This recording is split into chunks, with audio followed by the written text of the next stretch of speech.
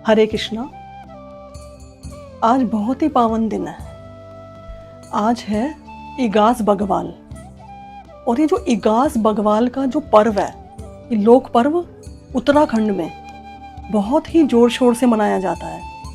ये जो इगास बग्वाल का जो पर्व है, इसे बूढ़ी दिवाली भी बोला जाता है। और ये दिवाली के 11 दिन बाद सेलिब्रेट किया जाता है। तो इसके पीछे एक कथा आती है और वो कथा मैं आपको बताना चाहूँगी। बहुत ही इंटरेस्टिंग कथा आती है कि ऐसा था कि जब रामचंद्र जी ने रावण का वध कर दिया था, तो वो माँ सीता के साथ अयोध्या लौटे थे। तो फिर देश भर में जो भी लोग थे, उन्होंने बड़े ज़ोर शोर से रामचंद्र जी का वेलकम किया था और दिवाली का त्यौहार सेलिब्रेट किया था। आतिशबाजी हुई थी और दिए जलाए गए थे और भगवान का पूजन हुआ था। अब ये जो उत्तराखंड है, ये पहाड़ी एरिया है। तो ये जो पहाड़ी एरिया है, तो पहले उस टाइम में इतने वाहन वगैरह नहीं हुआ करते थे। उस टाइम टेलीफोन सिस्टम नहीं था, मोबाइल नहीं थे। तो ये जो जानकारी है पहाड़ी एरिया में कि रामचंद्र जी अयोध्या लौट के आ गए हैं, ये यहाँ पर उत्तराखंड में नहीं मिल पाई थी जानकारी।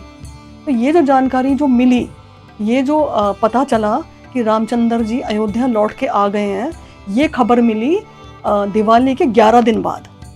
तो जब 11 दिन बाद उत्तराखंड में या पहाड़ी एरिया में जब ये खबर मिली, तो ज़ोर शोर से लोगों ने दिवाली का त्यौहार सेलिब्रेट किया। तो ये दिवाली के 11 दिन बाद इगास बग्वाल का लोक पर्व आता है। इस दिन बड़ा ज़ोर शोर से लोग मतलब सेलिब्रेशन करते हैं और लोक नृत्य भी किया जाता है और लोग आतिशबाजी करते हैं। इस पर्व को बूढ़ी दिवाली भी कहा जाता है, क्योंकि ये 11 दिवाली के 11 दिन बाद सेलिब्रेट होता है। इस वजह से इसको क्या कहते हैं, बूढ़ी दिवाली या इगास बग्वाल।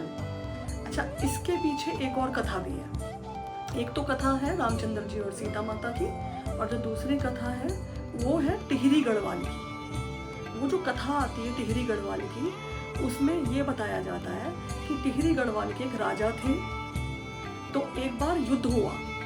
अच्छा, वो जो युद्ध हुआ वो दिवाली वाले दिन हुआ। अब जब वो युद्ध हुआ तो राजा तो गए नहीं, तो उन्होंने अपनी, क्योंकि दिवाली का त्यौहार था इसलिए राजा गए नहीं, तो उन्होंने अपनी सेना को और जो सेना को भेज दिया और साथ में सेनापति गए। अब जब वो सेनापति और जो सेना गई युद्ध लड़ने के लिए, तो फिर वो लौट के नहीं आ पाए। तो जब वो लौट के नहीं आ पाए, उनको, राजा को ये लगा कि भाई दिवाली का टाइम है और सेना और सेनापति आए नहीं हैं, तो इस वजह से दिए नहीं जले, दिवाली का जो त्यौहार है वो सेलिब्रेट नहीं हुआ।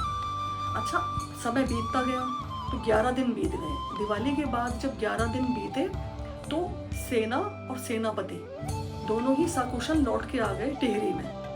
अब जो टिहरी में जब वो लौट के आए तो टिहरी के जो राजा हैं वो बहुत खुश हुए और फिर उन्होंने दिवाली का त्यौहार सेलिब्रेट किया अपने सेनापति और जो सेना है उनको, उनका वेलकम करने के लिए दिवाली का जो त्यौहार है वो सेलिब्रेट किया गया। तो ये दोनों कथा आती है और इन दोनों कथाओं में ये बताया गया है कि दिवाली का त्यौहार अगर उस टाइम सेलिब्रेट नहीं किया गया था किसी कारणवश, तो फिर अब सेलिब्रेट कर दिया जाए। तो फिर इगास बग्वाल का जो सेलिब्रेशन है वो बहुत ही ज़ोर शोर से उत्तराखंड में होता है। हम लोग भी सेलिब्रेट करते हैं और बहुत ही अच्छा लगता है। तो हैप्पी इगास बग्वाल। सभी को इगास बग्वाल की बहुत बहुत शुभकामनाएं। हरे कृष्णा।